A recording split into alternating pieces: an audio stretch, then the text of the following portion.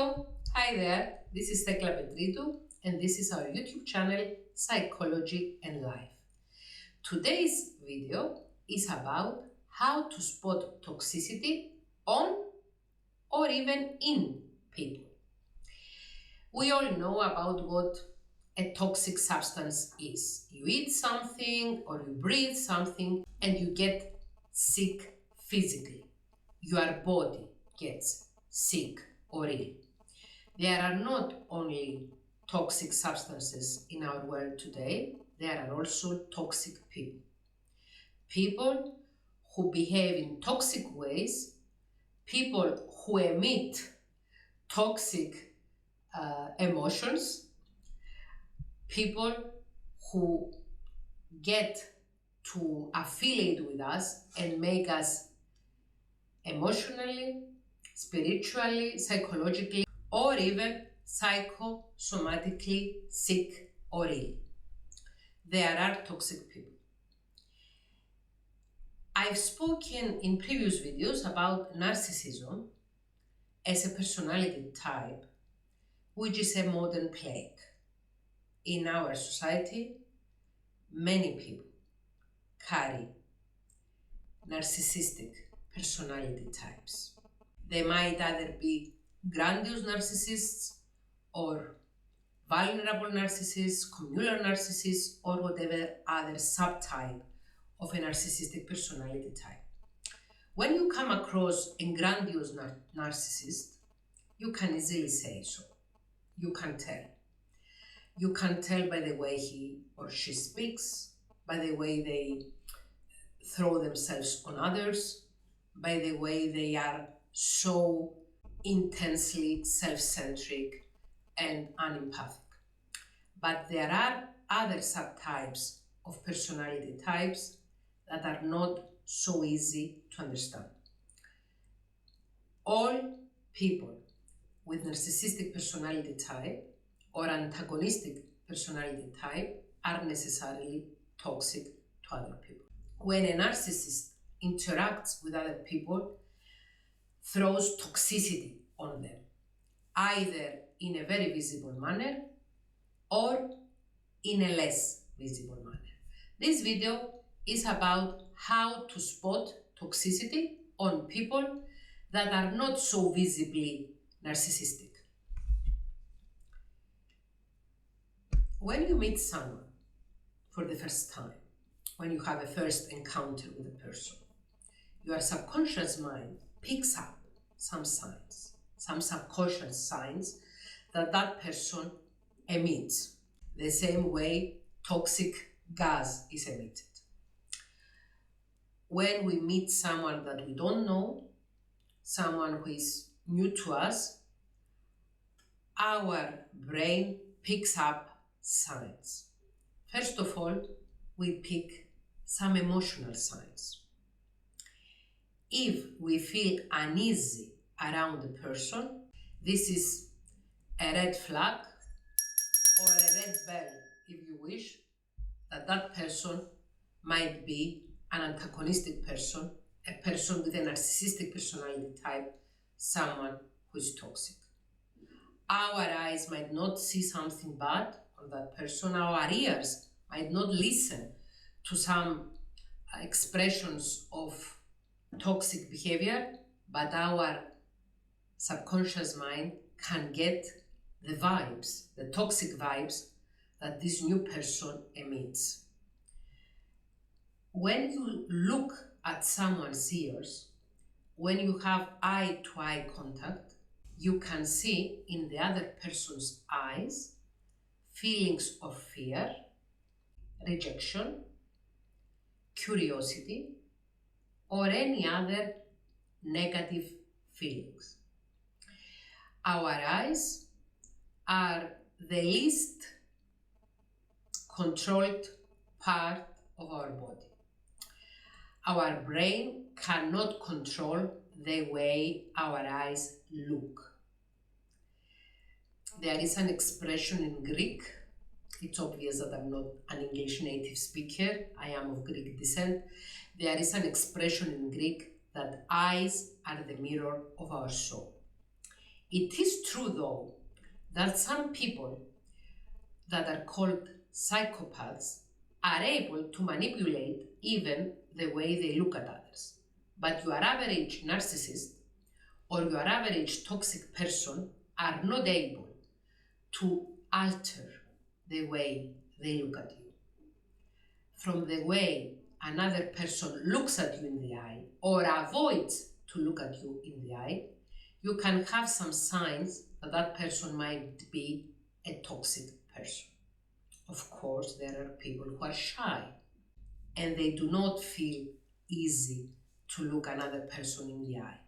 They might look down, but you can see on their smile or the lack of smile whether they are genuinely happy to see you.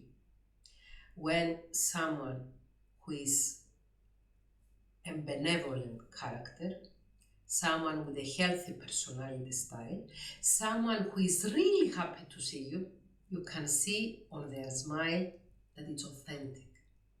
And not only their eyes smile, but also their mouth. Not only their mouth smiles, but also their eyes. Not only their eyes and their mouth smile, but also all their face gets enlightened when they smile at you. There are so many fake, forced smiles out there.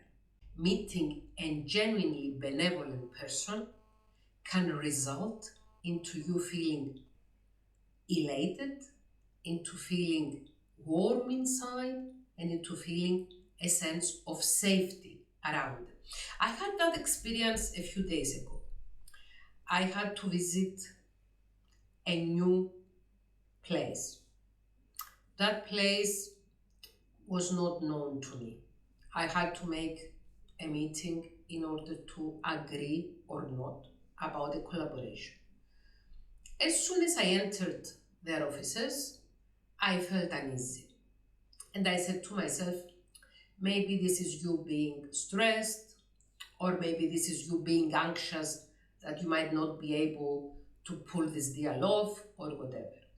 So I decided not to get defensive because of the feelings of uneasiness I had upon my entrance in their offices. The first person I met was the manager of the company. I was being polite and also assertive. When you mean business, you are polite, but you do not act as if you could accept anything. When I was stating my boundaries, I realized that the manager was not very content with me. So she had to ask for the vice president of the company to step in. Both women, both female. And I have to tell you this, that there is this fallacy, a wrong belief that only men can be narcissistic. Oh wait, narcissistic women can be the worst. There are also narcissistic women that are great abusers, and they abuse their husbands, their ex-husbands, their brothers, their co-workers, their sons, whatever.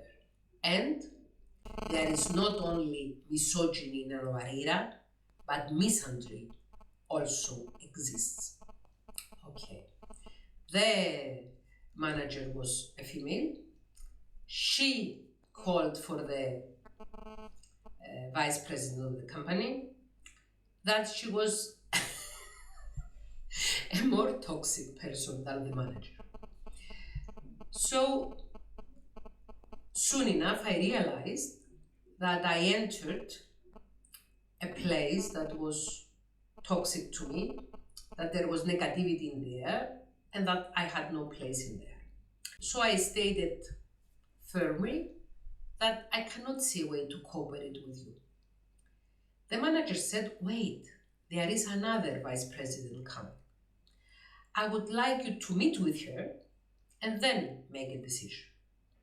And that was true. Like 5 or 10 minutes later, another woman enters the room, and boy, was she a positive person, a benevolent person. Upon her entrance in the room, the whole room was highlighted. Her eyes were smiling in a very warm way. Her smile was authentic. And I really felt the warmth of her soul, if I am allowed to use this term, even though I'm a psychologist and I'm not a theologist or whatever. I felt really nice and really at ease to see her. And I commented that yes, I really do understand why you wanted me to meet this person as well, but since I will be working with a team, if I agree to cooperation with you, I will take a pass, but really, this woman is someone who is a good person. She has a genuine heart, and she's really valuable to your company. Of course, after I left their meeting, I felt really worried about that benevolent person who works with those toxic people.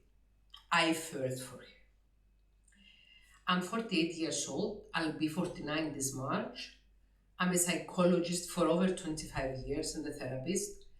And only very recently have I gained more knowledge, deeper knowledge in toxic people and toxicity in human relationships. There are toxic people around us. There might even be in our house, in our extended family setting, in our bed, in our office, everywhere. Toxicity is prevalent nowadays. Toxicity is directly linked to narcissism. Narcissism is a spiritual and ethical choice. People with narcissistic personality types choose with their free will to be bad people, to be malevolent people, to use other people in order to feel better and achieve their goals without any empathy for other people. There are many observations that people who live in toxic homes, in homes that other toxic people live there as well, partners, husbands, wives, parents, or even adult children, they can have more health issues than people who live in a toxicity-free environment or people who work in toxic places. Mobbing, which is a word used to describe bullying in a work environment, can cause not only emotional and psychological distress, but also psychosomatic symptoms and even play a role in having physical problems, like a physical disease. I taught a psychological masterclass in Athens last summer, and I was fortunate enough that one of the people who participated in the workshop is a geneticist who works for a university. And I asked her if there are any research findings that show how our body converts toxicity into ill health, physical illness. She replied that we do not have any scientific evidence on how emotional and psychological toxicity can affect physical health, but there are many correlations in many studies that combine toxicity, psychological and emotional toxicity, with poor health. I really do hope and I believe that in the future we will have more knowledge on how a negative emotion that we receive from someone who is toxic towards us, can be absorbed in a way by our body and result to physical illness and affect our health poorly. I don't like to be around toxic people. I cannot stand to be around toxic people anymore. When you have therapy long enough and when you get psychoeducated, and this new channel is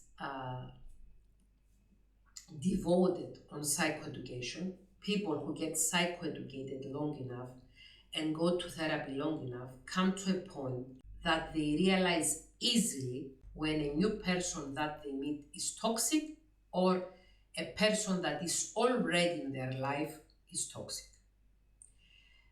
I'm at the point that I get upset, my stomach gets upset as soon as I meet a new person that is toxic. My stomach gets upset even if I read a toxic comment or a toxic text or a toxic email.